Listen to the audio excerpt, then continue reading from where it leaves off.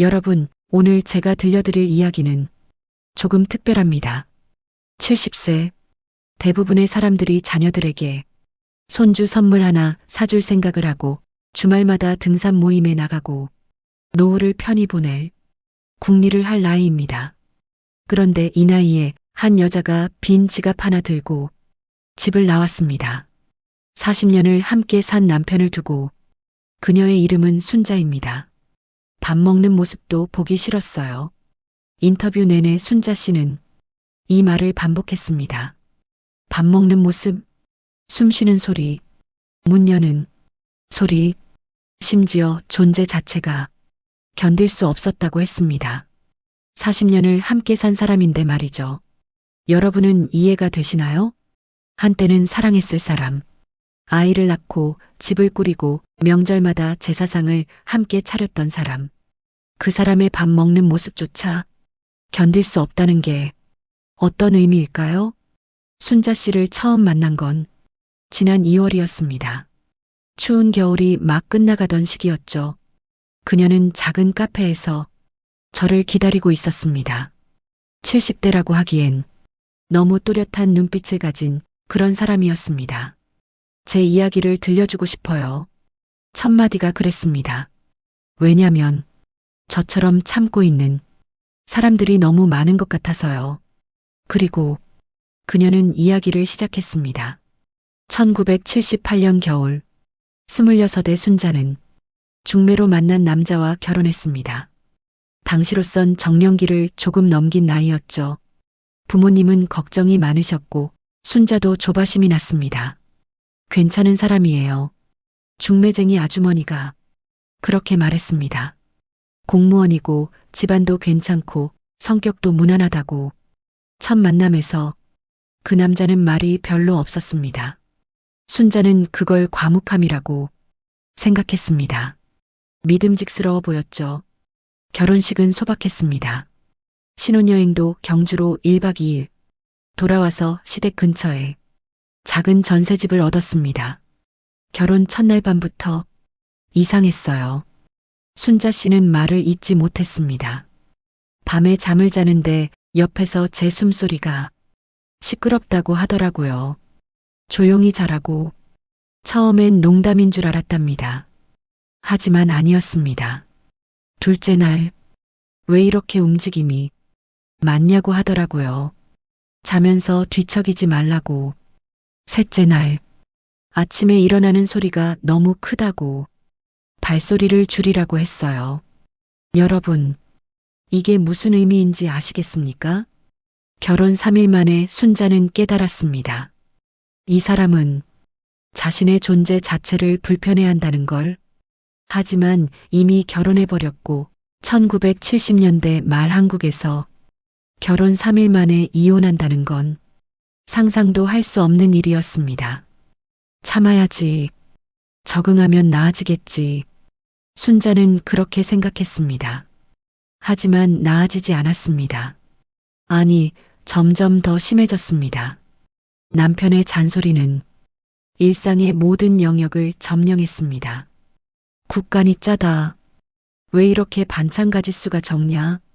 집안이 왜 이 모양이냐? 넌 머리가 나쁜 것 같다. 그러게 누가 이렇게 하래? 매일 매순간 끊임없이.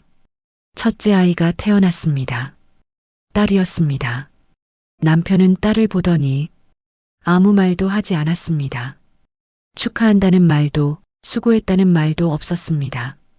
그저 돌아서서 병실을 나갔습니다. 산후조리는 시댁에서 했습니다. 시어머니는 친절했지만 남편은 달랐습니다. 애가 왜 이렇게 울어대냐? 젖 먹이는 자세가 틀렸어. 넌 엄마 자격이 없는 것 같다. 산후 우울증이 왔습니다. 당시엔 그런 말도 없었죠. 그냥 산후병이라고 했습니다. 순자는 밤마다 아이를 안고 울었습니다. 왜 나는 엄마가 됐는데도 행복하지 않을까? 왜 이 아이가 미울까? 왜 나는 이렇게 무능할까? 2년 후 둘째가 태어났습니다. 아들이었습니다. 남편은 처음으로 웃었습니다. 이제야 제대로 됐네. 그 한마디에 순자는 무너졌습니다. 첫째 딸을 안고 있던 손에 힘이 풀렸습니다. 아, 딸은 제대로가 아니구나. 그때부터였습니다. 순자가 자신을 지우기 시작한 건 소리 없이 걷기, 숨소리 줄이기, 감정 감추기, 의견 내지 않기, 존재감 최소화하기. 그렇게 5년이 흘렀습니다. 10년이 흘렀습니다. 20년이 흘렀습니다. 2015년 순자의 나이 63, 남편은 정년퇴직했습니다. 그리고 집에 있는 시간이 많아졌습니다. 지옥이 시작됐습니다. 아침부터 저녁까지 남편은 집에서 순자의 모든 것을 감시했습니다. 왜 청소기를 이 시간에 돌려? 설거지 소리가 왜 이렇게 커? TV는 왜 틀어놨어? 전기세 아깝게. 숨소리 좀 작게 쉬어. 여러분, 이게 농담처럼 들리시나요? 순자에겐 일상이었습니다. 남편 앞에서 순자는 숨도 조심스럽게 쉬어야 했습니다. 존재 자체가 민폐였으니까요. 2018년 어느 날, 순자는 남편과 마주 앉아 저녁을 먹고 있었습니다. 남편이 밥을 먹는 모습을 보는데 갑자기 토할 것 같았습니다. 숟가락 드는 모습, 입에 넣는 모습, 씹는 모습, 삼키는 모습, 모든 게 역겨웠습니다. 이 사람이 밥을 먹는 모습이 왜 이렇게 보기 싫지? 그날 밤 순자는 화장실에서 거울을 봤습니다. 거울 속 자신의 얼굴이 낯설었습니다. 주름진 얼굴, 생기 없는 눈, 굽은 어깨. 나는 대체 누구지? 그리고 2023년 1월 순자의 나이 70 아침이었습니다. 남편이 출근 준비를 하고 있었습니다. 아니, 정년퇴직했으니 외출 준비겠죠. 노인정에 가는 거였습니다. 나 나갔다 올게. 남편이 현관문을 열었습니다. 그 순간 순자는 자신도 모르게 말했습니다. 이혼해요. 남편이 돌아봤습니다. 뭐, 이혼하자고요. 40년. 순자가 참은 시간입니다. 그녀가 자신을 지우며 살아온 시간입니다. 그리고 그날 순자는 마침내 말했습니다. 나는 더 이상 당신의 그림자로 살고 싶지 않아요. 이혼을 말한 순간 순자는 남편이 화를 낼 거라고 예상했습니다. 소리를 지르거나 물건을 던지거나 욕을 하거나. 하지만 남편의 반응은 달랐습니다. 뭔 소리야? 그는 진심으로 이해하지 못하는 표정이었습니다. 갑자기 왜 그래? 어디 아파? 요즘 정신이 이상한 것 같은데? 순자는 그 순간을 이렇게 기억합니다. 남편은 정말로 몰랐던 것 같아요. 자기가 40년 동안 나한테 뭘 했는지. 여러분, 이게 더 무서운 거 아닐까요? 아기를 가지고 괴롭힌 게 아니라 그게 당연한 일상이었다는 것. 아내를 통제하고 감시하고 깎아내리는 게 그에게는 그냥 부부관계였던 거죠. 넌 내 아내잖아. 내가 내 잘못을 고쳐주는 게 뭐가 나쁘다는 거야? 남편은 진심으로 그렇게 생각했습니다. 순자는 그날부터 이혼 준비를 했습니다. 하지만 문제가 있었습니다. 돈이 없었습니다. 40년 동안 전업주부로 살았던 순자. 통장 관리는 모두 남편이 했습니다. 순자가 쓸 수 있는 돈은 한 달에 30만 원. 생활비 명목이었죠. 저축한 거 있어요? 제가 물었을 때 순자는 고개를 저었습니다. 없어요. 한 푼도. 40년 동안 가정을 꾸렸는데 순자 명의의 재산은 단 하나도 없었습니다. 집도 예금도 주식도 아무것도. 법적으로는 재산 분할을 청구할 수 있습니다. 하지만 그건 시간이 걸리는 일이었죠. 순자는 기다릴 수 없었습니다. 하루라도 더 그 집에 있으면 제가 먼저 죽을 것 같았어요. 순자는 몰래 준비했습니다. 남편이 노인정에 간 사이 그녀는 중요한 서류들을 챙겼습니다. 주민등록 등본, 가족관계 증명서, 통장 사본, 그리고 옷 몇 벌, 속옷 몇 장과 양말, 화장품 조금. 그게 전부였습니다. 남편이 돌아오기 전에 순자는 집을 나왔습니다. 2023년 1월 15일 오후 2시, 40년을 살았던 집을 떠나는데 짐은 작은 여행용 가방 하나였습니다. 순자는 걸었습니다. 어디로 가야 할지도 모른 채 지하철역까지 걸어갔습니다. 교통카드에 3만 원 정도 충전되어 있었습니다. 지갑에는 현금 8만 원, 총 11만 원. 70세 여자가 새로운 인생을 시작하기에 가진 돈의 전부였습니다. 어디로 가야 하나? 순자는 지하철에 앉아 멍하니 생각했습니다. 친구? 없었습니다. 40년 동안 남편 눈치를 보느라 친구 관계를 다 끊었거든요. 친정? 부모님은 이미 돌아가셨고 오빠는 있지만 오빠 부인과 사이가 좋지 않았습니다. 자식들? 순자는 자식들에게 연락하지 않았습니다. 왜요? 제가 물었을 때 순자는 이렇게 답했습니다. 자식들한테 짐이 되고 싶지 않았어요. 그리고 자식들도 아빠 편이 될 게 뻔했거든요. 첫째 딸은 결혼해서 부산에 살고 있었습니다. 순자와는 연락을 자주 하지 않았습니다. 딸은 어린 시절부터 엄마는 무능하다는 말을 아버지에게 계속 들으며 자랐습니다. 그게 딸에게 어떤 영향을 미쳤을까요? 둘째 아들은 서울에서 직장 다니고 있었습니다. 미혼이었죠. 아들은 아버지를 닮아가고 있었습니다. 엄마 아빠 말씀 좀 들어. 왜 맨날 아빠 속을 썩여? 명절 때마다 아들이 하던 말이었습니다. 순자는 고시원을 찾았습니다. 월 35만 원짜리 고시원. 보증금 없음. 당일 입주 가능. 방 크기는 2평도 안 됐습니다. 침대와 책상, 작은 옷장 하나. 화장실은 공용. 여기 할게요. 순자가 말했을 때 고시원 주인은 놀란 표정을 지었습니다. 어머님 연세가 괜찮으시겠어요? 여기 젊은 사람들이 많아서 밤에 시끄러운데 괜찮아요. 순자는 당일 입주했습니다. 좁고 어두운 방, 창문도 작았습니다. 환기도 잘 안 됐죠. 순자는 침대에 앉았습니다. 그리고 처음으로 울었습니다. 40년 만에 처음으로 마음껏 울었습니다. 소리내서 크게. 아무도 왜 우냐 조용히 해라고 하지 않았습니다. 울고 나니까 이상하게 홀가분했습니다. 이제 시작이구나. 순자는 핸드폰을 꺼냈습니다. 남편에게서 17통의 부재 중 전화가 와 있었습니다. 문자 메시지도 10개. 어디 갔어? 빨리 와. 장난 그만하고 들어와. 자식들 걱정하게 하지 마. 정신 차려. 순자는 답장을 보냈습니다. 이혼 서류 보낼게요. 서명해 주세요. 재산분할 청구할 거예요. 그리고 핸드폰을 껐습니다. 다음 날 아침, 순자는 일찍 일어났습니다. 평생의 습관이었죠.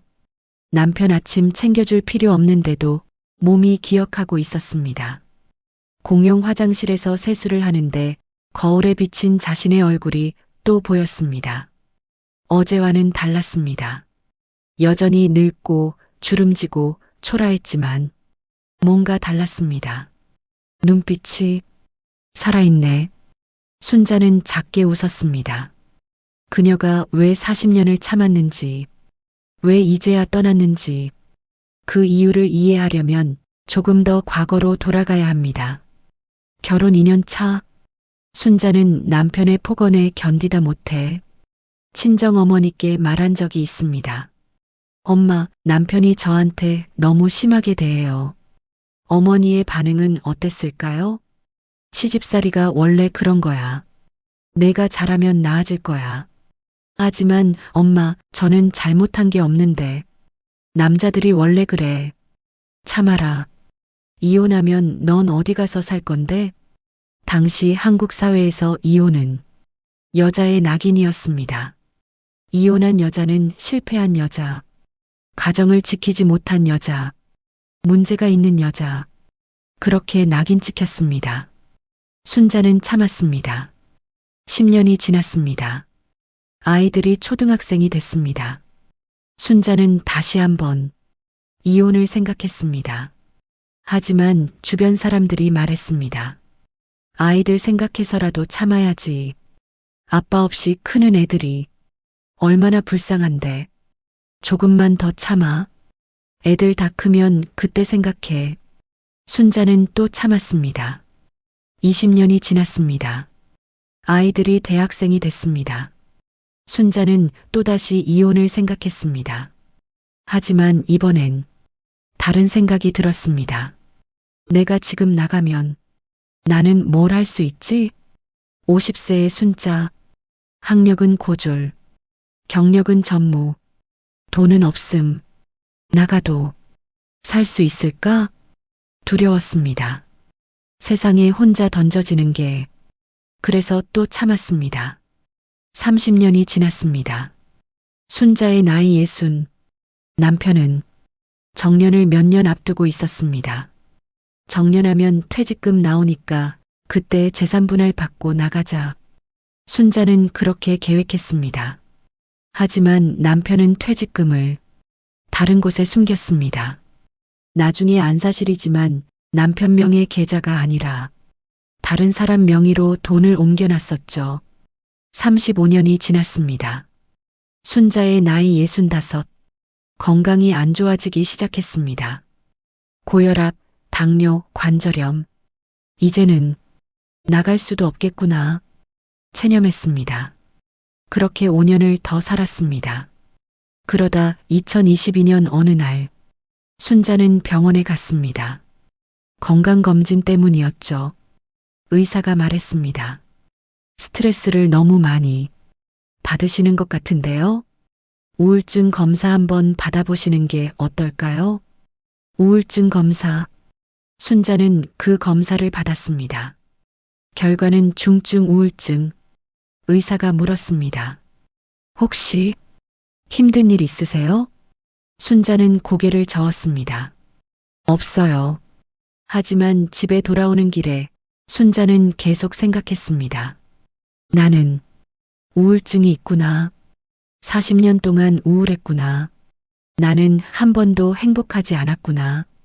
그날 밤 순자는 침대에 누워 천장을 봤습니다. 옆에서는 남편이 코를 골며 자고 있었습니다. 나는 왜 살고 있지? 그 질문이 계속 맴돌았습니다. 아이들 때문에? 아이들은 이미 다 컸어. 체면 때문에? 이제 와서 무슨 체면이야. 돈 때문에? 이대로 살다 죽는 것보다야 굶어 죽는 게 낫지. 그리고 순자는 결심했습니다. 나가자. 지금 안 나가면 나는 이대로 죽는다. 그게 2023년 1월이었습니다. 70세, 빈 지갑 하나 들고 순자는 도망치듯 떠났습니다. 40년의 감옥에서 고시원에 정착한 지 3일째, 순자는 현실을 마주해야 했습니다. 통장 잔액 4만 원, 다음 달 고시원 월세 35만 원, 식비, 교통비, 통신비. 계산을 해보니 최소 50만 원은 있어야 했습니다. 한 달 안에 순자는 처음으로 컴퓨터 앞에 앉았습니다. 고시원 1층에 있는 공용 컴퓨터였죠. 구직 사이트. 순자는 검색어를 천천히 쳤습니다. 타자가 서툴렀습니다. 평생 컴퓨터를 제대로 써본 적이 없었거든요. 70세 일자리. 검색 결과가 나왔습니다. 노인 일자리 사업월 27만 원, 주 3일. 아파트 경비월 120만 원, 24시간 격일제. 청소 시급 9,620원. 식당 설거지 시급 9,620원. 순자는 하나씩 전화를 걸기 시작했습니다. 첫 번째 전화 아파트 경비. 여보세요. 경비 구인공고 보고 전화했는데요. 아, 네. 연세가 어떻게 되세요? 70입니다. 아, 죄송한데 저희는 65세까지만 받거든요. 뚝. 두 번째 전화 식당 설거지. 여보세요. 설거지 하는 분 구한다고 해서요. 네, 맞습니다. 근데 연세가 70입니다. 아, 어머님 죄송한데 여기 일이 좀 힘들어요. 젊은 분들도 힘들어 하거든요. 저 건강합니다. 할 수 있어요. 그래도 나이가 있으시니까 죄송합니다. 뚝. 세 번째 전화 청소. 청소 일자리 있다고 해서요. 네, 어디 보셨어요? 인터넷에서요. 아, 네. 그럼 이력서 보내주세요. 이력서가 어떻게 쓰는 건가요? 어머님, 혹시 연세가 70입니다. 아, 죄송합니다. 저희는 조금 더 젊은 분을 찾고 있어서요. 뚝. 하루에 10통, 일주일에 70통. 순자는 전화를 걸었습니다. 대답은 모두 같았습니다. 나이가 너무 많으세요. 죄송합니다. 힘드실 거예요. 다른 분 찾아보세요. 그때 깨달았어요. 순자는 떨리는 목소리로 말했습니다. 나는 세상에서 필요 없는 사람이구나. 70세 여자는 아무 쓸모가 없구나. 여러분, 70세 어떤 의미일까요? 대한민국 평균 수명이 83세입니다. 순자에겐 아직 13년이 남아 있습니다. 13년을 어떻게 살아야 할까요? 아무도 채용하지 않는데, 돈도 없는데, 갈 곳도 없는데, 2주가 지났습니다. 순자의 통장 잔액은 0원이 됐습니다. 끼니를 거르기 시작했습니다. 하루에 한 끼, 편의점 삼각김밥 하나, 체중이 빠졌습니다. 일주일 만에 3kg. 어지러웠습니다. 거리를 걸다가 비틀거렸습니다. 순자는 구청 복지센터를 찾아갔습니다. 기초생활수급자 신청을 하고 싶은데요. 담당 공무원이 서류를 확인했습니다. 어머님, 배우자가 있으시네요? 별거 중입니다. 이혼 진행 중이고요. 별거만으로는 안 되고요. 이혼이 완료돼야 합니다. 그런데 남편이 서류에 서명을 안 해줘요. 그럼 법적으로 이혼이 안 된 상태니까 배우자 소득을 같이 봐야 해요. 남편은 연금 받고 있어요. 국민연금이랑 퇴직연금. 그럼 수급 대상이 안 되십니다. 순자는 그 자리에서 얼어붙었습니다. 그럼 저는 어떻게 해요? 공무원은 미안한 표정을 지었습니다. 송구스럽지만 일단 이혼부터 완료하셔야 할 것 같습니다. 이혼하려면 시간이 걸려요. 그동안은 어떻게 살라는 거예요? 죄송합니다. 순자는 복지센터를 나왔습니다. 다리에 힘이 풀렸습니다. 벤치에 앉았습니다. 그리고 울었습니다. 70세 할머니가 길거리 벤치에서 우는 모습, 지나가는 사람들이 쳐다봤습니다. 하지만 아무도 다가오지 않았습니다. 나는 어떻게 해야 하지? 밥은 어떻게 먹지? 다음 달 월세는 어떻게 내지? 그날 밤, 순자는 고시원 방에 누워 있었습니다. 배가 고팠습니다.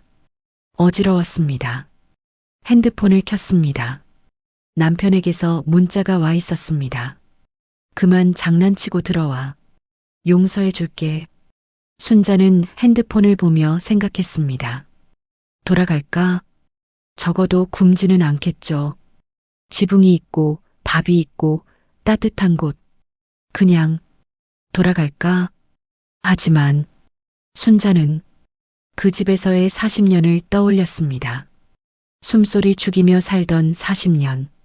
존재 자체를 지우며 살던 40년. 밥 먹는 모습조차 혐오스러워 보이던 그 남자. 안 돼. 순자는 핸드폰을 던졌습니다. 돌아가면 나는 죽어. 순자는 일찍 일어났습니다. 거울을 봤습니다. 핏기 없는 얼굴, 움푹 들어간 눈. 하지만 포기하지 않았습니다. 일자리. 순자는 다시 컴퓨터 앞에 앉았습니다. 그리고 검색했습니다. 70세 여성 가능한 일, 나이 제한 없는 일자리, 고령자 채용, 네 번째 면접 대형마트 시식 코너. 어머님, 여기는 하루 8시간. 서 계셔야 하는데 괜찮으세요? 네, 할 수 있습니다. 근데 솔직히 말씀드리면 저희는 40대, 50대 분들을 선호하거든요. 좀 더 활기차게 해주셔야 해서요. 저도 활기차게 할 수 있어요. 연락드리겠습니다.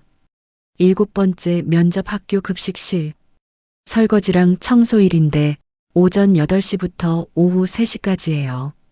네, 괜찮습니다. 근데 이거 젊은 아줌마들도 힘들어 하는데 제가 한번 해보면 안 될까요? 어머님, 진짜 힘들어요. 설거지 양이 어마어마하거든요.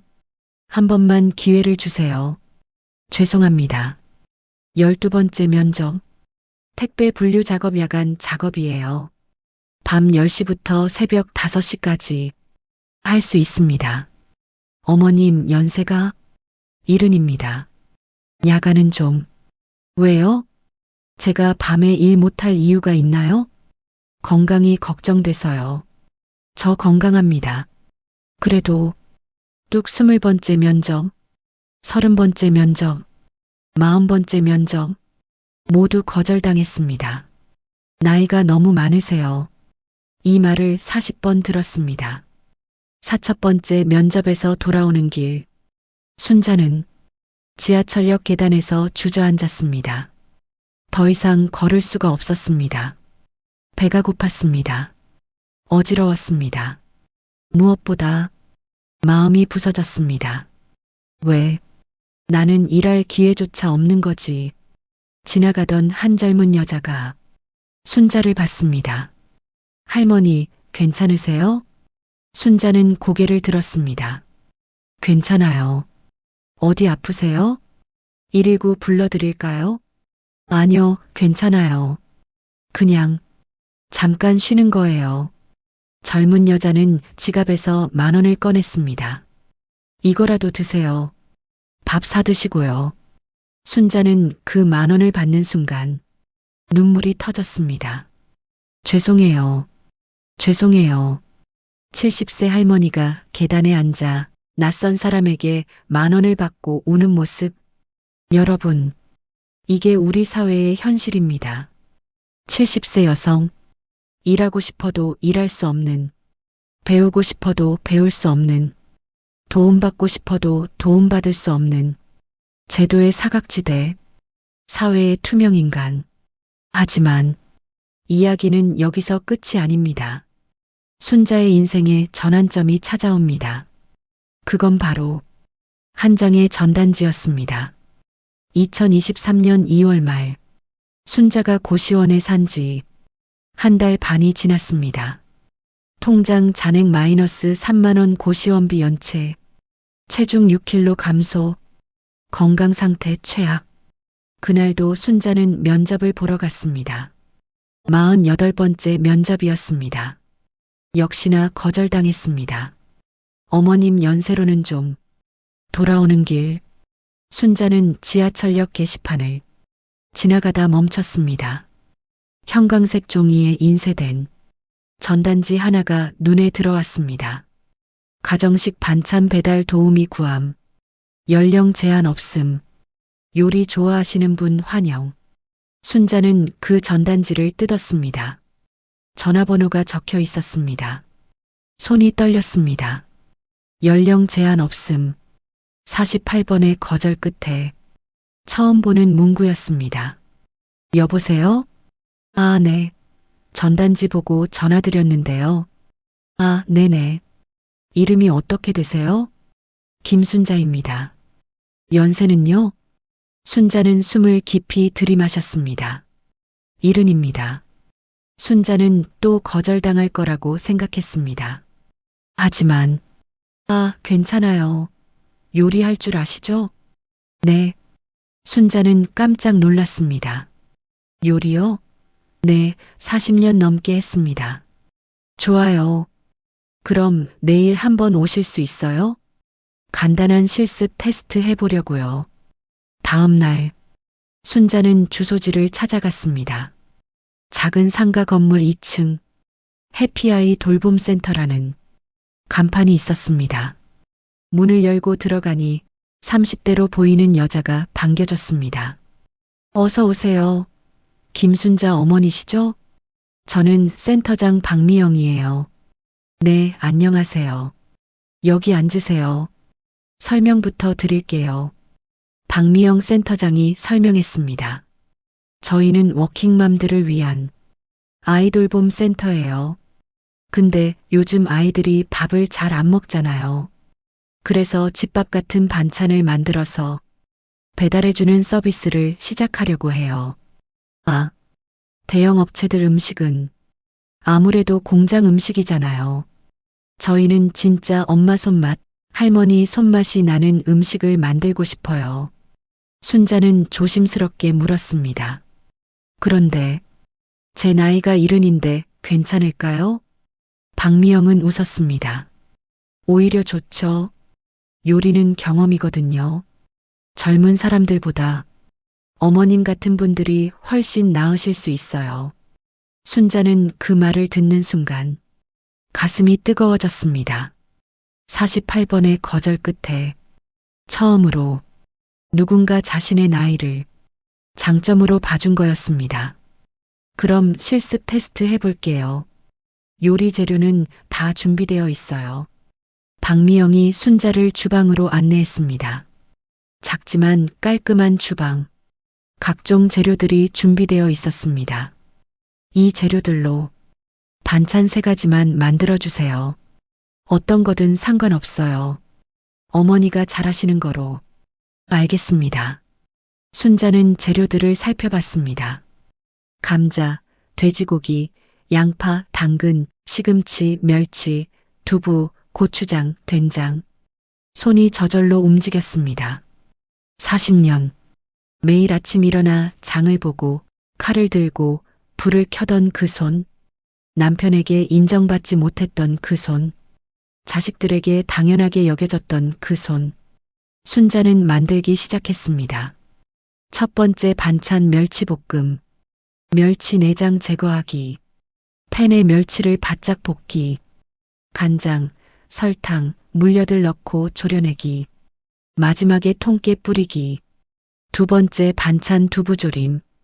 두부를 소금물에 담가 간하기. 팬에 노릇노릇하게 굽기. 양념장 간장, 고추장, 마늘, 파 만들어 끓이기. 두부를 넣고 졸여내기. 세 번째 반찬 감자채 볶음. 감자를 채 썰기. 찬물에 담가 전분 빼기. 팬에 기름 두르고 볶기. 간장으로 간하고 파, 깨 넣기. 칼질 하나하나가 정확했습니다.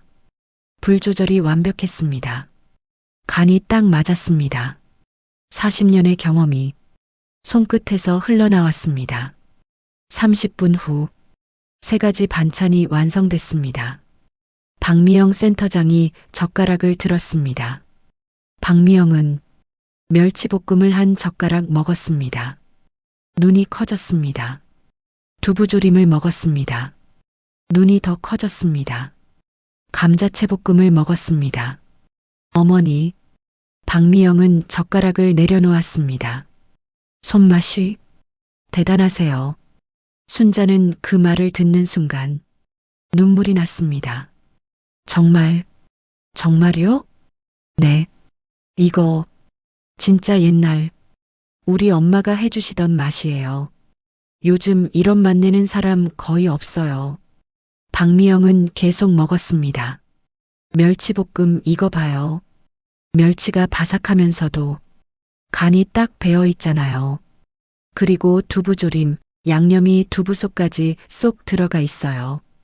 감자채는 물기도 없고 완벽해요.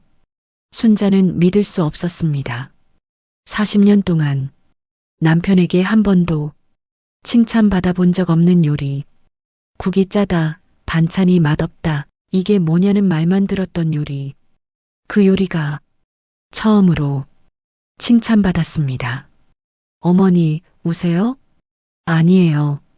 저는 순자는 말을 잇지 못했습니다. 그냥 울었습니다. 박미영은 조용히 기다려줬습니다. 어머니, 저희랑 일하시겠어요? 순자는 고개를 들었습니다. 정말 제가 할 수 있을까요? 충분히 하실 수 있어요. 아니, 어머니가 꼭 필요해요. 박미영이 설명했습니다. 일은 이래요. 주 5일 월요일부터 금요일까지 오전 9시부터 오후 2시까지 반찬 5종류씩 만들어주시면 돼요. 저희가 재료 다 준비해드리고 레시피도 어머니 마음대로 하셔도 돼요. 급여는 한 달에 180만 원 드릴게요. 4대 보험 다 돼요. 180만 원. 순자에게는 엄청난 금액이었습니다. 고시원비 내고 밥 먹고 생활할 수 있는 돈. 정말 제가 해도 될까요? 당연하죠. 그날 순자는 생애 처음으로 자신의 이름으로 근로계약서를 썼습니다. 40년 동안 전업주부로 살았던 순자. 처음으로 직업을 가지게 됐습니다. 70세에 순자는 첫 출근을 했습니다. 어머니, 오늘부터 시작이에요. 박미영이 웃으며 말했습니다. 오늘 만들 반찬 목록이에요. 멸치볶음, 두부조림, 시금치나물, 감자조림, 계란말이, 각각 30인분씩이요. 알겠습니다. 순자는 앞치마를 두르고 주방에 들어갔습니다. 칼을 들었습니다. 감자를 깎았습니다. 불을 켰습니다. 팬을 달궜습니다. 40년 동안 반복했던 동작. 하지만 이번엔 달랐습니다. 이번엔 이 요리가 누군가에게 인정받는 일이었습니다. 돈을 받는 일이었습니다. 가치 있는 일이었습니다. 순자는 요리하며 처음으로 느꼈습니다. 나는 쓸모 있는 사람이구나. 오후 2시 150인분의 반찬이 완성됐습니다. 박미영이 포장을 시작했습니다. 어머니, 정말 수고하셨어요. 내일도 부탁드려요. 네. 순자는 센터를 나왔습니다. 거리를 걷는데 발걸음이 가벼웠습니다. 40년 만에 처음 자신의 가치를 인정받았습니다. 자신의 능력이 필요한 곳을 찾았습니다. 자신의 인생이 쓸모없지 않다는 걸 깨달았습니다. 그날 밤 순자는 고시원 방에서 처음으로 편히 잠들었습니다. 배고프지 않았습니다. 두렵지 않았습니다. 내일이 기대됐습니다. 하지만 순자의 이야기는 여기서 끝이 아닙니다. 이건 단지 시작일 뿐이었습니다. 그녀의 진짜 반전은 이제부터 시작됩니다. 2023년 6월 순자가 아이돌 봄센터에서 일한 지 4개월째 많은 것이 바뀌었습니다. 통장 잔액 520만 원, 체중 정상 회복, 건강 상태 양호, 마음 상태 처음으로 행복. 어머니, 문제가 생겼어요. 어느 날 박미영 센터장이 난처한 표정으로 말했습니다. 무슨 문제인데요? 주문이 너무 많이 들어와요. 그게 문제예요? 순자는 이해가 안 됐습니다. 박미영이 노트북을 보여줬습니다. 봐요. 이번 주 주문만 200건이에요. 근데 어머니 혼자서는 100건도 벅차시잖아요. 처음 시작할 땐 주문이 10건, 20건이었습니다. 한 달 후 50건, 2달 후 80건, 3달 후 120건, 그리고 지금 200건. 입소문이 난 거예요. 박미영이 설명했습니다. 지역 맘카페에서 난리가 났어요. 진짜 옛날 엄마 손맛, 아이가 반찬을 다 먹었다. 이렇게 맛있는 반찬은 처음이라고. 실제로 맘카페 게시글들이 올라와 있었습니다. 게시글 1. 해피아이 돌봄센터 반찬 진짜 강추요. 우리 애가 원래 편식 심한데 여기 시금치나물은 다 먹었어요 유유. 게시글 2. 멸치볶음이 진짜 예술이에요. 우리 시어머니 해주시던 맛. 눈물 날 뻔유유. 게시글 3. 요즘 반찬 배달 시켜 먹는데 여기가 최고예요. 화학 조미료 맛이 안 나요. 진짜 집에서 만든 맛. 댓글도 수십 개씩 달려 있었습니다. 저도 주문했어요. 어디서 주문하나요? 가격이 어떻게 되나요? 문제는요, 어머니. 박미영이 심각하게 말했습니다. 저희 센터는 아이돌봄이 주 사업이에요. 반찬 배달은 부가 서비스고요. 그런데 이렇게 주문이 많아지면 저희가 감당을 못해요. 그럼 어떻게 해야 해요? 두 가지 방법이 있어요. 하나는 주문을 제한하는 거, 다른 하나는 박미영이 순자를 똑바로 봤습니다. 어머니가 독립하셔서 따로 사업을 하시는 거예요. 저요? 네. 제가 사업을요? 네. 어머니가 대표가 되셔서 반찬 가게를 여시는 거예요. 순자는 말을 잃었습니다. 70세, 사업, 창업. 이 단어들이 자신과 연결될 거라고는 상상도 못했습니다. 저는 할 수 있을까요? 할 수 있어요. 아니, 어머니만 할 수 있어요. 박미영이 계속 말했습니다. 사람들이 찾는 건 어머니의 손맛이에요. 저나 다른 사람이 할 수 없는 거예요. 그리고 솔직히 말씀드리면 박미영이 웃었습니다. 어머니가 여기서 일하시면 월 180만 원이잖아요. 근데 독립하셔서 사업하시면 월 500만 원, 아니 1000만 원도 가능해요. 순자는 숨이 멎는 것 같았습니다. 1000만 원. 평생 한 번도 벌어본 적 없는 돈. 하지만 저는 돈이 없어요. 가게를 차리려면 돈이 필요하잖아요. 제가 도와드릴게요. 박미영의 제안은 이랬습니다.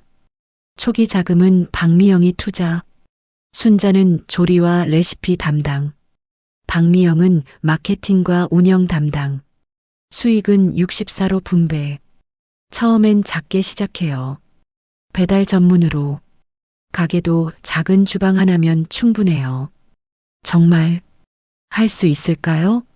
어머니 이미 하고 계셨어요. 4개월 동안 혼자서 100건 이상 해내셨잖아요. 이제 조금만 더 크게 하면 돼요. 순자는 떨리는 손으로 물잔을 들었습니다. 70세. 새로운 도전. 할 수 있을까? 실패하면 어떡하지? 나이가 너무 많은 거 아닐까? 하지만 순자는 생각했습니다. 40년 동안 그 집에서 살 때 자신은 단 한 번도 도전해 본 적이 없었습니다. 단 한 번도 자신의 삶을 선택해 본 적이 없었습니다. 지금 여기서 포기하면 또다시 그때로 돌아가는 거였습니다. 할게요. 순자가 말했습니다. 정말요? 네, 해보겠습니다. 2023년 7월 준비가 시작됐습니다. 가게 이름을 뭐로 할까요? 박미영이 물었습니다. 순자는 생각했습니다. 엄마의 부엌. 좋아요. 엄마의 부엌. 따뜻하고 정감 가는 이름이네요. 작은 상가 주방을 월세로 얻었습니다. 보증금 500만 원, 월세 80만 원. 10평도 안 되는 공간이었지만 순자에게는 궁전 같았습니다. 제 가게예요. 처음이에요. 제 이름으로 된 가게가. 순자는 구청에 가서 사업자 등록을 했습니다. 사업자 이름 김순자, 상호명 엄마의 부엌, 업종 반찬 제조 및 배달. 서류를 받아들고 나올 때 순자는 그 종이를 한참 바라봤습니다. 사업자 김순자, 70년 인생에서 처음으로 자신의 이름이 적힌 공식 문서, 자신이 대표인 서류. 어머니, 또 우세요? 박미영이 웃으며 물었습니다. 아니에요. 그냥 좋아서요.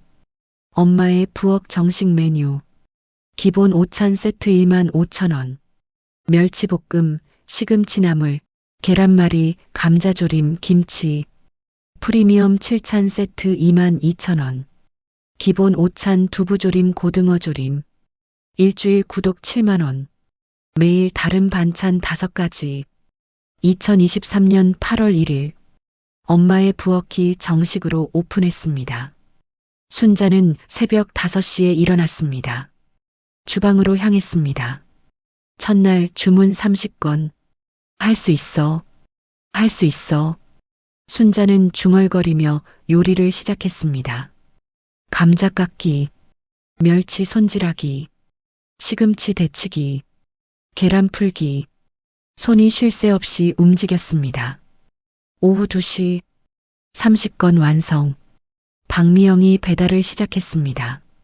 어머니, 수고하셨어요. 순자는 주저앉았습니다. 온몸이 아팠습니다. 하지만 마음은 뿌듯했습니다. 저녁 무렵 리뷰가 올라오기 시작했습니다. 진짜 감동이에요. 이게 진짜 손맛이구나.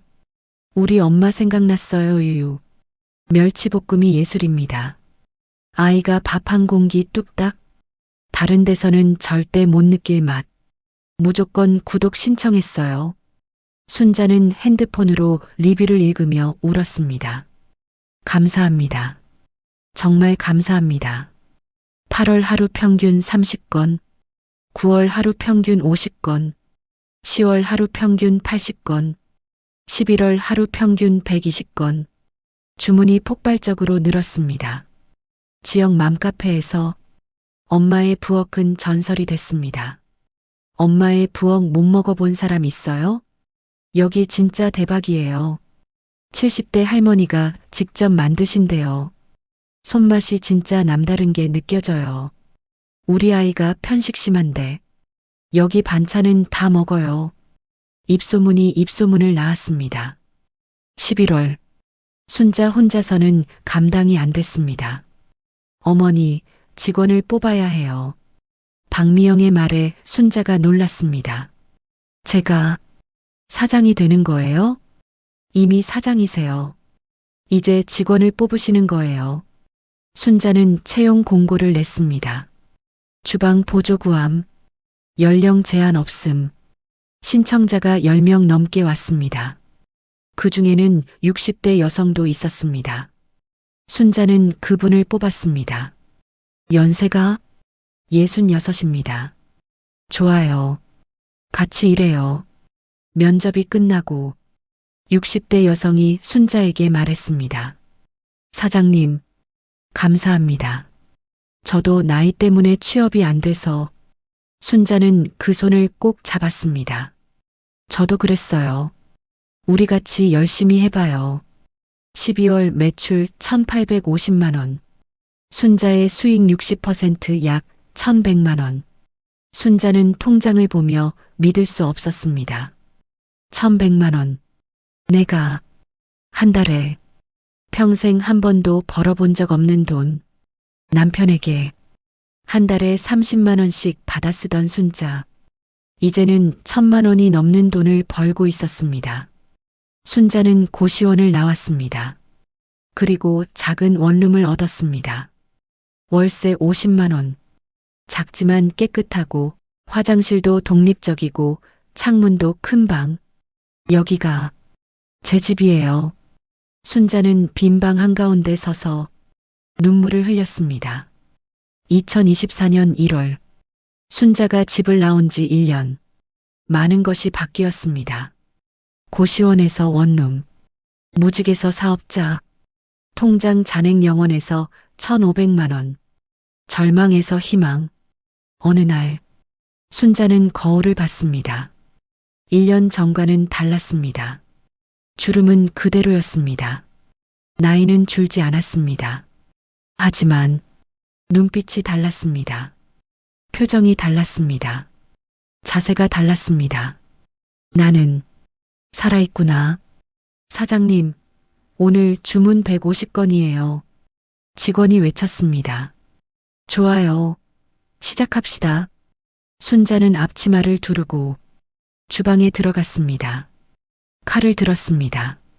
불을 켰습니다. 그리고 요리를 시작했습니다.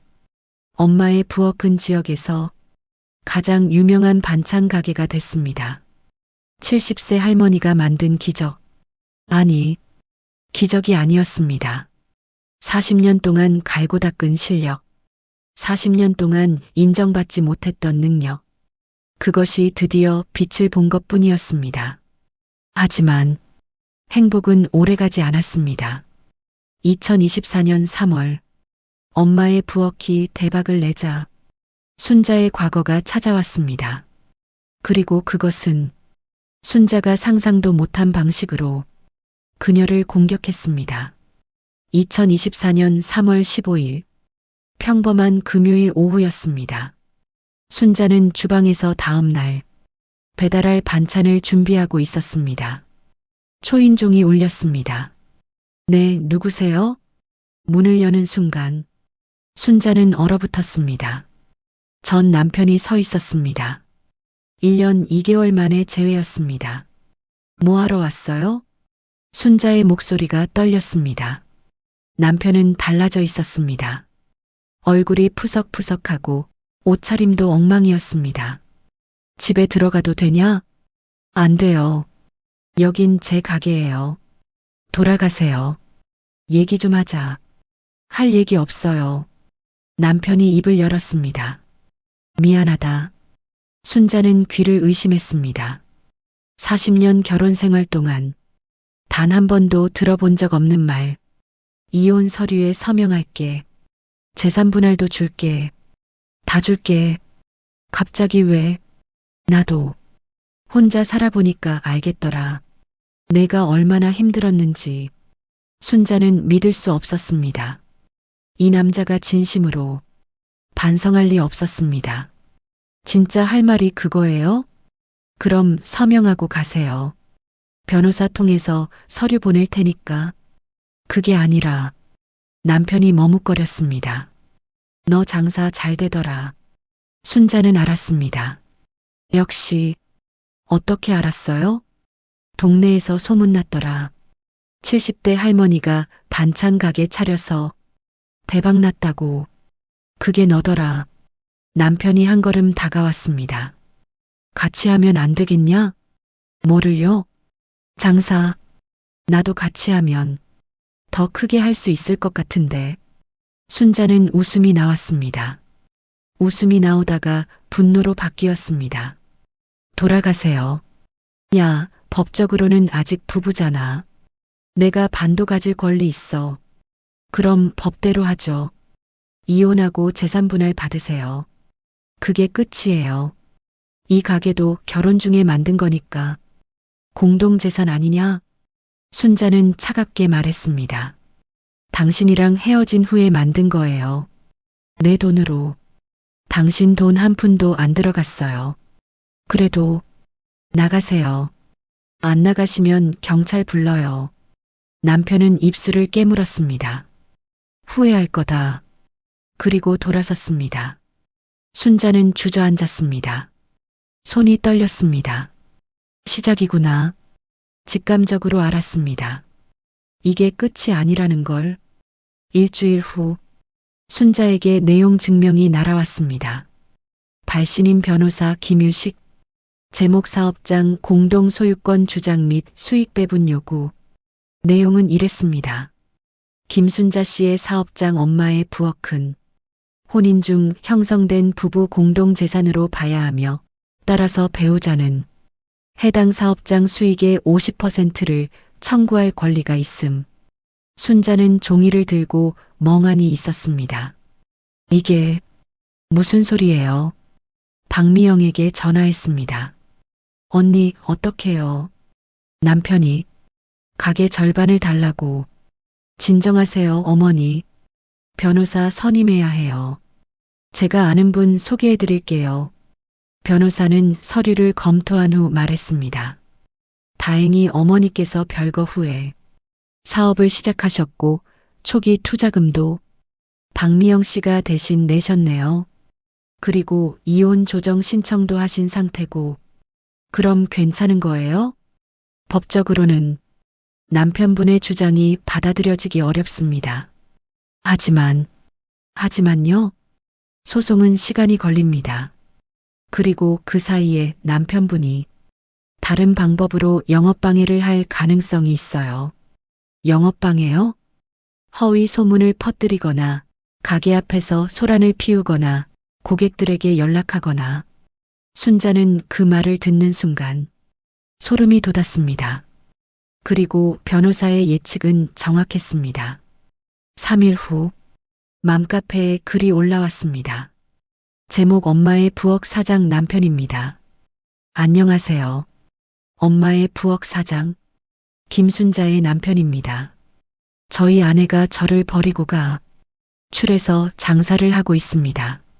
40년을 함께 산 저를 버리고 이혼도 안 하고 제 돈으로 장사를 시작했습니다. 법적으로 문제가 있는 가게입니다. 여러분이 주문하시는 돈이 불법적인 곳에 쓰이고 있습니다. 주문하지 마시기 바랍니다. 댓글이 달렸습니다.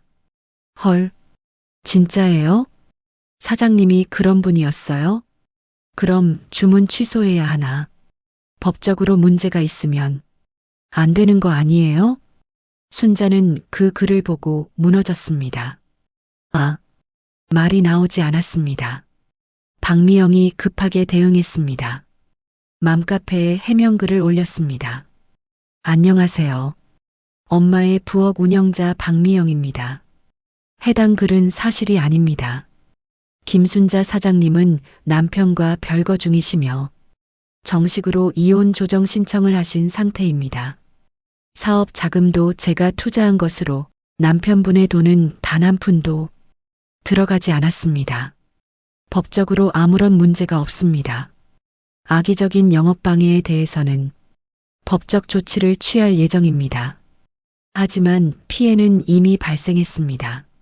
주문이 줄었습니다. 하루 평균 120건, 80건, 50건, 매출이 반토막 났습니다. 순자는 주방에 앉아 울었습니다. 내가 뭘 잘못한 거지? 어머니, 괜찮아요. 곧 회복될 거예요. 박미영이 위로했지만 순자는 무너져 있었습니다. 그런데 진짜 배신은 이제부터였습니다.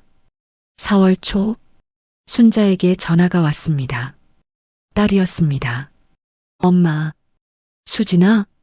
1년 넘게 연락이 없던 딸이었습니다. 엄마, 나 부산에서 올라갔어. 만날 수 있어? 왜? 얘기 좀 하자. 순자는 딸을 만났습니다. 딸 옆에는 아들도 함께 있었습니다. 너희 둘 다? 순자는 불안했습니다. 자식들이 함께 있다는 건 좋은 신호가 아니었습니다. 딸이 입을 열었습니다. 엄마, 아빠랑 다시 합쳐.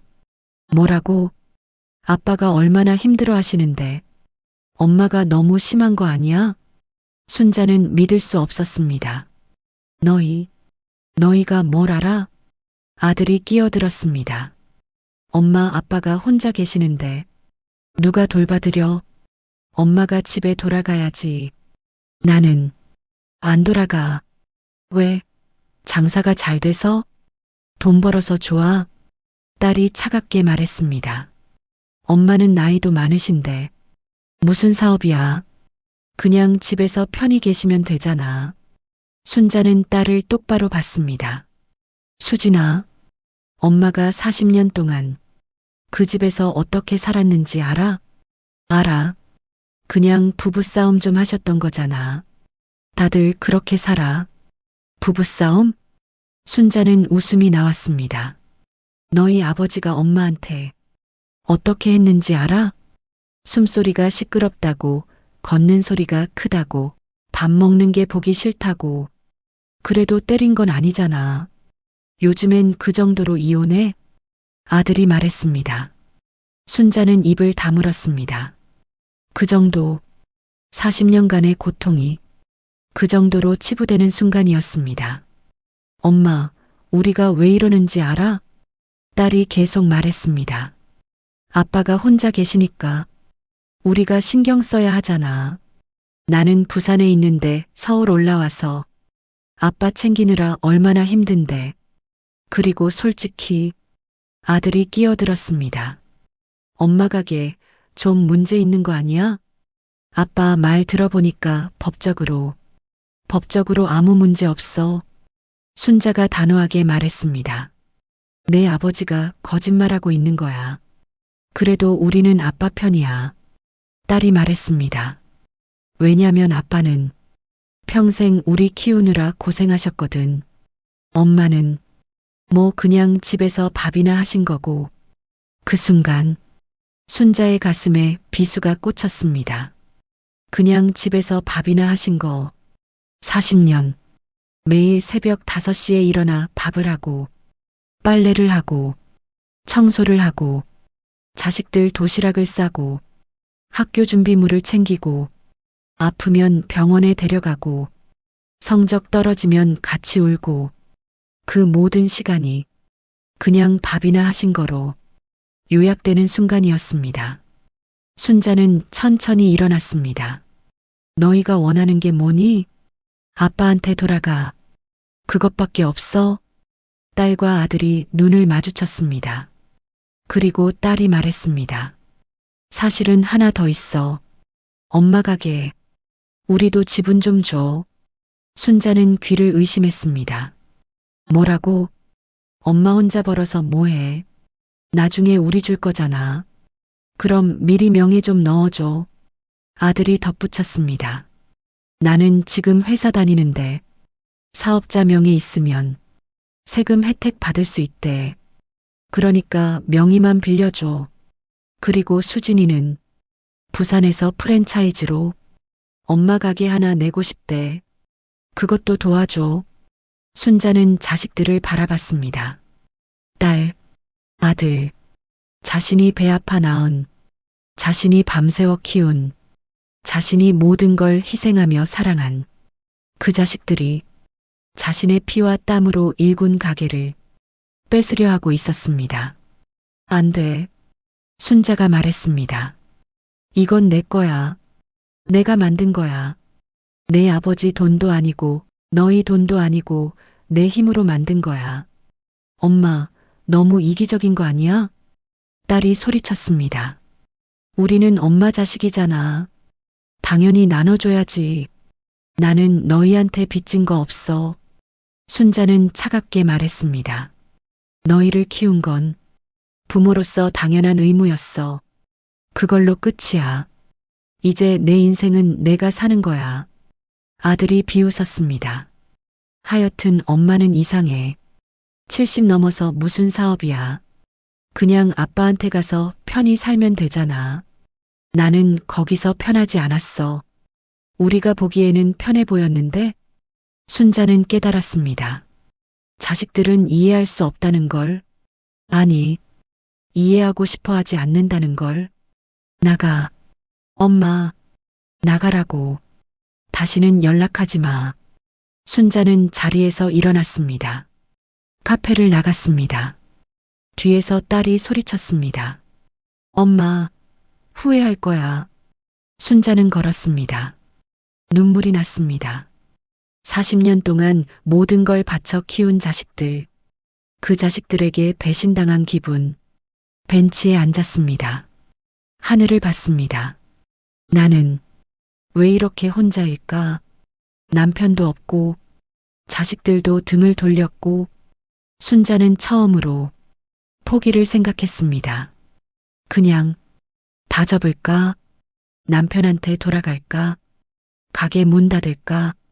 하지만 그날 밤 순자의 핸드폰에 문자가 오기 시작했습니다.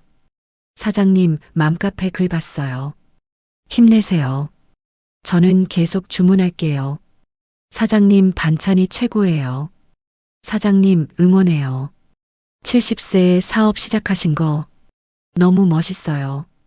우리 엄마도 용기 얻으셨대요. 사장님 때문에 우리 애가 편식 고쳤어요. 정말 감사해요. 포기하지 마세요. 문자가 계속 왔습니다. 10개, 20개, 50개. 순자는 핸드폰을 보며 울었습니다. 나를 응원하는 사람들이 있구나. 가족에게는 배신당했지만 낯선 사람들이 응원해줬습니다. 피로 연결된 사람들은 등을 돌렸지만 음식으로 연결된 사람들은 손을 내밀어줬습니다. 순자는 일찍 일어났습니다. 거울을 봤습니다. 눈이 퉁퉁 부어 있었습니다. 하지만 포기하지 않기로 했습니다. 다시 시작하자. 순자는 주방으로 향했습니다. 칼을 들었습니다. 불을 켰습니다. 남편이 방해하든 자식들이 등을 돌리든 순자는 계속하기로 했습니다. 왜냐면 이건 단지 가게가 아니었으니까요. 이건 순자의 존재 증명이었으니까요. 70년 인생에서 처음으로 자신이 가치 있다는 걸 증명한 것이었으니까요. 하지만 싸움은 아직 끝나지 않았습니다. 더 큰 위기가 기다리고 있었습니다. 2024년 5월 순자는 변호사와 함께 법정에 섰습니다. 전 남편과의 이혼 조정 심판, 그리고 영업방해 고소건. 판사가 물었습니다. 김순자 씨, 이혼을 원하는 이유가 무엇입니까?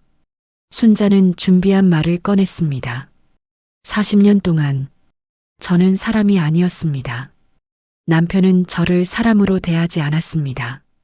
숨소리, 발소리, 존재 자체가 방해된다고 했습니다. 저는 40년 동안 투명인간처럼 살았습니다. 판사가 끄덕였습니다. 피청구인 측 하실 말씀 있습니까? 남편의 변호사가 일어났습니다. 재판장님, 청구인의 주장은 과장된 것입니다. 부부간의 일상적인 대화를 학대로 포장하고 있습니다. 일상적인 대화요? 순자의 변호사가 반박했습니다. 재판장님, 이건 일상적인 대화가 아닙니다. 이건 조직적이고 지속적인 정서적 학대입니다. 순자의 변호사는 증거를 제출했습니다. 순자가 몰래 녹음했던 파일들, 40년간의 일기장, 우울증 진단서, 청구인은 40년 동안 중증 우울증을 앓았습니다. 그 원인은 배우자의 지속적인 정서적 학대였습니다. 판사가 서류를 검토했습니다. 이혼을 인용합니다. 순자는 그 말을 듣는 순간 눈물이 났습니다. 재산 분할은 5대 5로 하되 청구인이 별거 후 형성한 재산은 제외합니다. 남편이 벌떡 일어났습니다. 재판장님, 그럼 저는 뭘 받습니까? 혼인 중 형성된 재산을 분할받으시면 됩니다. 대략 3억 원 정도로 추정되니 절반인 1억 5천만 원을 받으실 수 있습니다. 그게 어디 있습니까? 저 여자 가게가 청구인의 사업장은 별거 후 형성된 재산입니다. 피청구인의 권리가 없습니다. 순자는 법정을 나왔습니다. 1억 5천만 원을 남편에게 주어야 했습니다. 하지만 괜찮았습니다. 가게는 지켰으니까요. 자유를 얻었으니까요. 남편이 순자를 붙잡았습니다. 너 이러고도 잘 살 수 있을 것 같아? 당신보다는 잘 살 거예요. 자식들도 다 내 편 아니잖아. 괜찮아요. 저는 혼자도 괜찮으니까. 순자는 돌아섰습니다. 남편이 뒤에서 소리쳤습니다. 후회할 거야. 순자는 돌아보지 않았습니다. 이혼 확정 후 순자는 본격적으로 사업을 키우기 시작했습니다. 5월 직원 2명 추가 채용, 60대 여성 2명을 더 뽑았습니다. 연세가 63입니다. 좋아요. 같이 일해요. 순자는 나이 많은 여성들을 우선적으로 채용했습니다. 왜냐면 자신이 그 고통을 알았으니까요. 어머니들, 우리 열심히 해봅시다. 네, 사장님. 주방에는 웃음소리가 가득했습니다. 60대, 70대 여성 4명이 함께 요리하는 모습, 세상이 버린 사람들. 하지만 여기서는 필요한 사람들. 월 배달 지역 확대. 원래는 한 구만 배달했는데 이제 3개 구로 확대했습니다. 주문이 폭발했습니다. 하루 평균 200건. 7월 인터뷰 요청. 지역 신문에서 인터뷰 요청이 왔습니다. 70대 창업 성공 스토리. 순자는 처음에 거절하려 했습니다. 하지만 박미영이 설득했습니다. 어머니, 이 이야기를 나누세요. 어머니처럼 힘든 사람들한테 희망을 주세요. 기자가 물었습니다. 70세에 창업하시게 된 계기가 뭔가요? 순자는 잠시 생각했습니다. 돈이 아니었어요. 네, 돈을 벌고 싶어서 시작한 게 아니었어요. 삶을 되찾고 싶었어요. 순자가 계속 말했습니다. 40년 동안 저는 제 삶을 살지 못했어요. 남편의 그림자로, 자식들의 그림자로 그렇게 살았어요. 그런데 70이 되어서야 깨달았어요. 나도 사람이구나. 나도 가치가 있구나. 기자가 펜을 놓았습니다. 눈물을 닦았습니다. 죄송해요. 제가 왜 우는지. 괜찮아요. 순자가 웃었습니다. 많은 분들이 우세요. 제 이야기 들으면. 인터뷰 기사가 나갔습니다. 제목 70세에 시작한 새 인생, 엄마의 부엌 김순자 대표. 기사는 큰 반향을 일으켰습니다. SNS에서 공유됐습니다. 유튜브에서 다뤄졌습니다. TV 뉴스에서도 나왔습니다. 순자는 유명해졌습니다. 황혼 독립의 아이콘, 70대 창업 성공 신화, 나이는 숫자일 뿐. 여러 수식어가 붙었습니다. 하지만 순자의 일상은 변하지 않았습니다. 매일 새벽 5시에 일어나 주방으로 가서 칼을 들고 불을 켜고 요리를 했습니다. 사장님, 이제 직원들한테 맡기고 쉬세요. 직원이 말했습니다. 아니야. 나는 요리하는 게 좋아. 순자는 웃었습니다. 40년 동안 억지로 했던 요리가 이제는 내가 하고 싶어서 하는 요리가 됐어. 이게 얼마나 행복한 일인데. 순자의 반찬을 받은 고객들이 문자를 보냈습니다. 사장님 덕분에 제 엄마도 용기를 내셨어요. 65세에 일자리 찾으셨대요. 사장님 이야기 듣고 저도 이혼 결심했어요. 감사합니다. 사장님은 제 인생의 롤모델이에요. 나이는 정말 숫자일 뿐이네요. 순자는 이런 문자를 받을 때마다 울었습니다. 내가 누군가에게 희망이 되다니. 2024년 8월 순자의 나이 71세, 엄마의 부엌은 연 매출 3억을 돌파했습니다. 순자의 수익은 월 1,500만 원. 하지만 순자에게 더 중요한 건 돈이 아니었습니다. 저녁, 순자는 자신의 작은 원룸에 앉아 있었습니다. 혼자였습니다. 자식들과는 연락이 끊겼습니다. 남편은 재산분할금을 받고 사라졌습니다. 혈육은 없었습니다. 하지만 외롭지 않았습니다.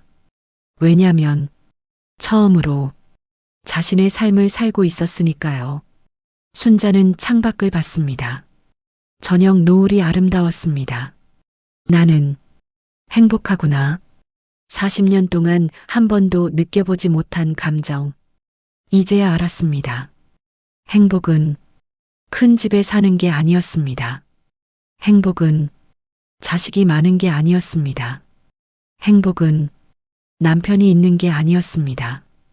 행복은 자신을 사랑하는 것, 자신의 가치를 아는 것, 자신의 삶을 사는 것, 그것이었습니다. 순자의 이야기는 여기서 끝입니다. 아니, 끝이 아닙니다.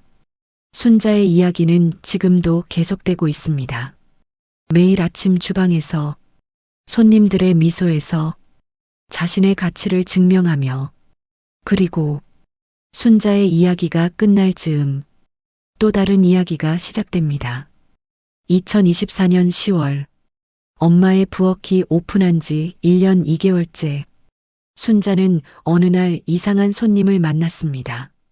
저기요. 70대로 보이는 남자가 서 있었습니다. 깔끔한 옷차림, 단정한 머리, 따뜻한 눈빛.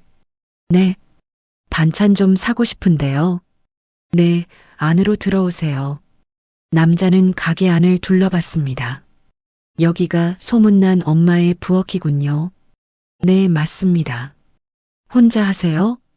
아니요, 직원들이 있어요. 남자가 웃었습니다. 70세에 창업하셨다고 들었어요. 대단하시네요.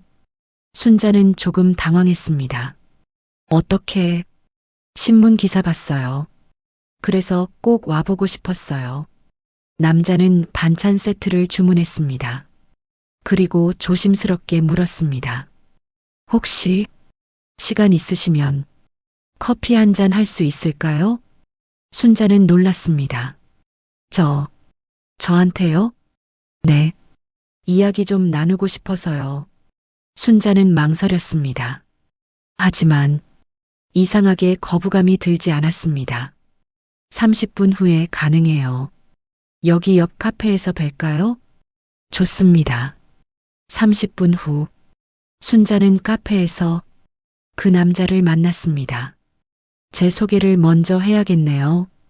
저는 이종길이라고 합니다. 나이는 73. 저는 김순자예요. 일은 안 하고요. 알아요.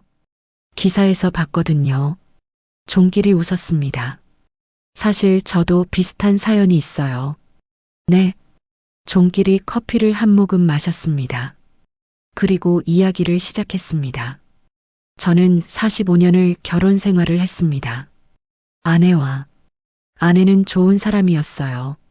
착하고 현명하고 아이들도 잘 키우고. 근데 종길이 말을 멈췄습니다. 사랑은 없었어요. 결혼할 때부터 그랬어요. 중매 결혼이었거든요. 서로 좋아서 만난 게 아니라 그냥 집안 어른들이 정해준 거였죠. 순자는 고개를 끄덕였습니다.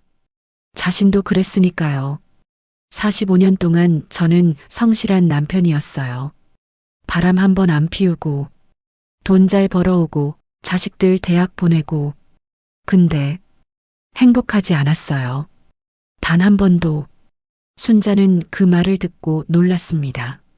남편의 입장에서 하는 말이라니. 3년 전에 아내가 췌장암으로 세상을 떠났어요. 장례식 치르고 49제 지내고 그리고 혼자 남았죠. 종길이 창밖을 봤습니다. 그때 생각했어요. 나는 왜 살았을까? 45년 동안 성실하게 살았는데 왜 나는 한 번도 행복하지 않았을까?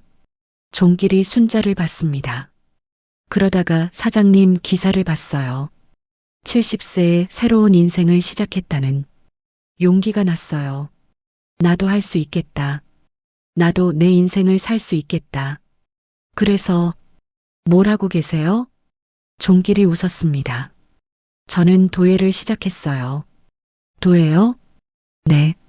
평생 하고 싶었던 건데 못했던 거예요. 아내가 예술은 돈이 안 된다고 반대했거든요. 근데 이제 혼자니까 하고 싶은 거 하면 되는 거잖아요. 종길은 핸드폰으로 사진을 보여줬습니다. 작은 작업실, 물레와 가마, 그리고 아름다운 도자기들. 이게 제가 만든 거예요. 순자는 사진을 보며 감탄했습니다. 정말 멋있네요. 처음엔 서툴렀어요. 70 넘어서 배우는 거니까. 근데 하다 보니까 재미있더라고요. 두 사람은 한참을 이야기했습니다. 서로의 인생, 서로의 고통, 서로의 선택. 사장님은 정말 대단하세요. 종길이 말했습니다. 70세에 아무것도 없이 시작해서 여기까지 오셨잖아요. 저는 그냥 살고 싶었을 뿐이에요. 순자가 조용히 말했습니다. 사람답게 존중받으며 그렇게 살고 싶었어요. 종길이 고개를 끄덕였습니다. 저도 그래요. 이제야 사람답게 사는 것 같아요. 두 사람은 눈을 마주쳤습니다. 그리고 서로 이해했습니다. 말하지 않아도 그날 이후 종길은 가끔 엄마의 부엌을 찾았습니다.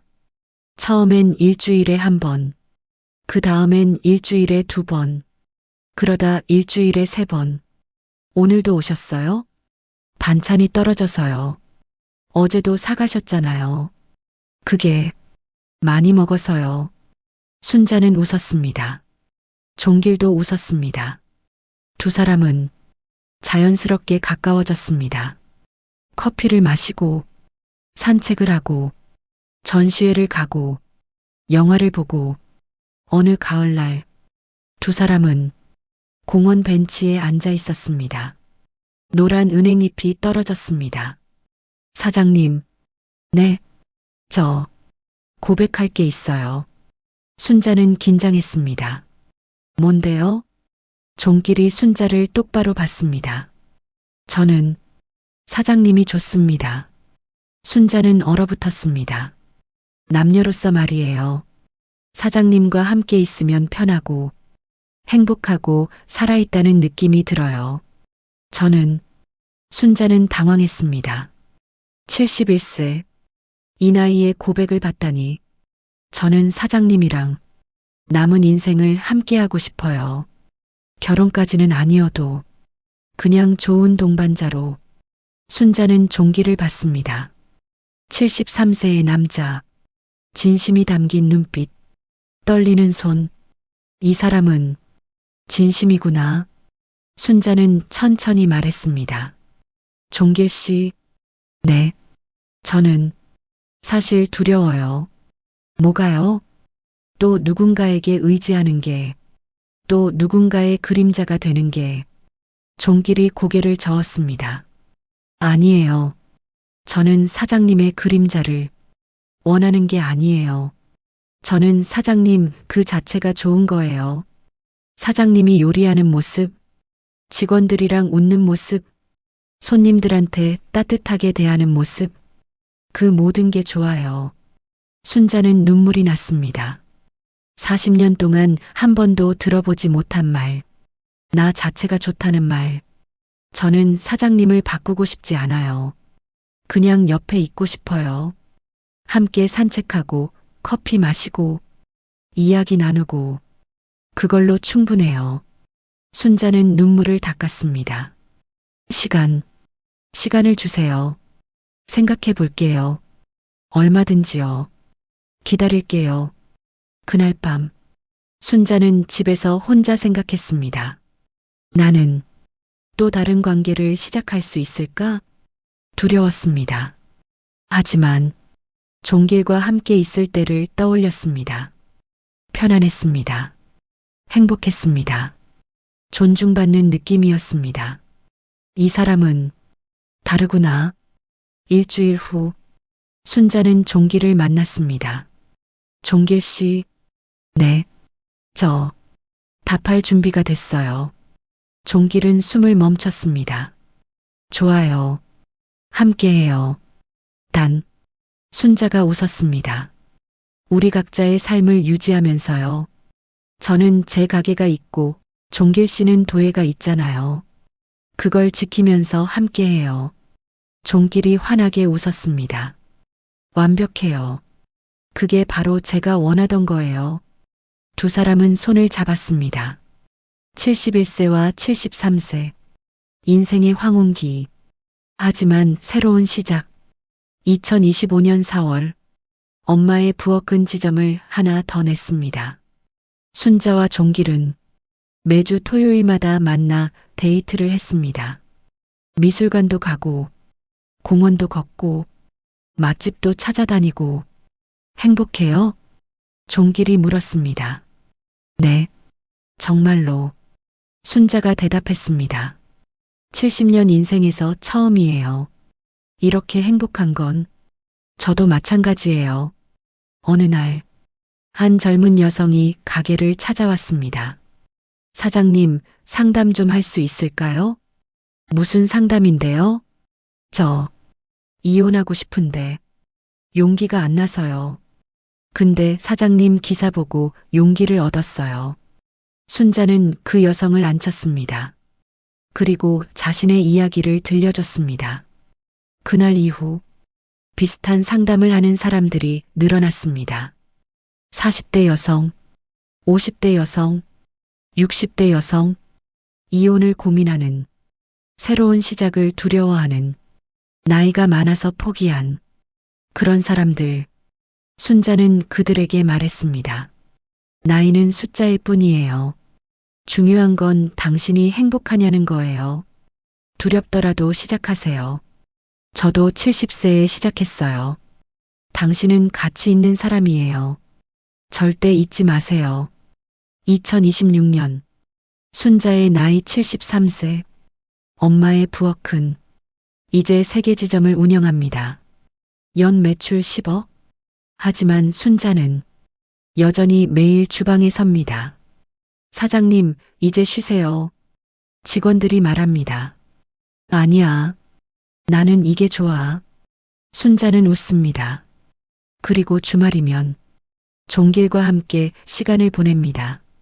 두 사람은 결혼하지 않았습니다.